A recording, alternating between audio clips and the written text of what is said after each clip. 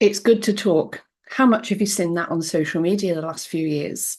But there's something else that's not said on the back of that. And it is important to talk to the right people. And today I'm going to address this from a point of teenagers and who they talk to. How often do we tell teenagers that you need to talk to someone if you have a problem, and yet they hold it in? So should we be questioning why? When teenagers have a problem and they want to talk about it, for them, it's sometimes or very often an extremely personal, an extremely overpowering topic. It's something they've yet to learn life experience about. And they are unsure who to trust. And as parents, we feel like our teenagers should be able to trust us no matter what. However, today I want to turn that around a little bit and think about your parents when you were growing up, the things that you got up to, the problems you had, and whether or not you felt you could approach and talk to your parents. And if you couldn't, why not? So yes, it's important to talk, but we have to talk to the right person. And the same with school teachers. Nearly everybody had that one school teacher that they really felt they could turn to above and beyond all of the rest. Who was yours? And why did you feel like you could trust that teacher to talk to them? Maybe you've already been in a number of jobs in your life and you've had various managers. Which manager did you feel you could trust to talk to, or supervisor, or even a colleague? Right?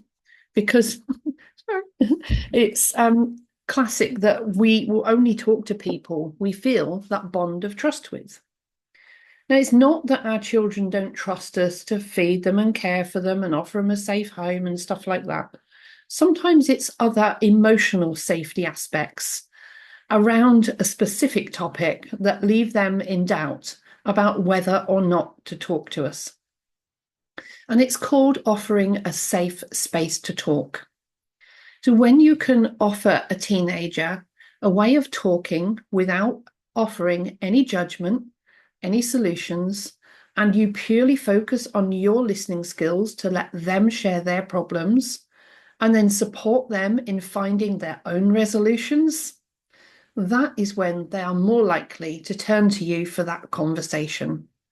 And there are different ways to achieve this, whether it's going for a walk and walking side by side so they don't have to stare you in the face, because there is nothing worse than the pressure of somebody saying, right, you got a problem, you talk to me about it.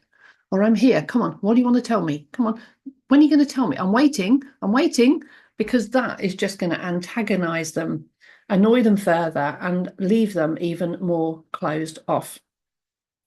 And so what we want to do is get to a place where we are not pushing them away by trying to help them. We want to be able to offer open arms and a space. And if you consider this open arms not as a way to trap them, but as a way to keep them open and offer, sorry, these keep falling out today, to offer a space, they are more likely to enter that space and open up, knowing that any moment they've got the freedom to step out again as they feel comfortable. So that is my little life lesson from an emotional awareness expert today about offering that safe space for teenagers.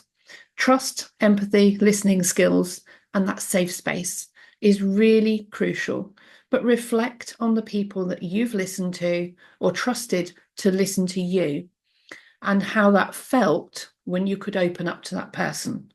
Did you feel like when you told them they were not going to hold it against you, they were not going to make judgments about you, right? They were not going to give you ultimatums or tell you you had to do it a certain way or change things a certain way.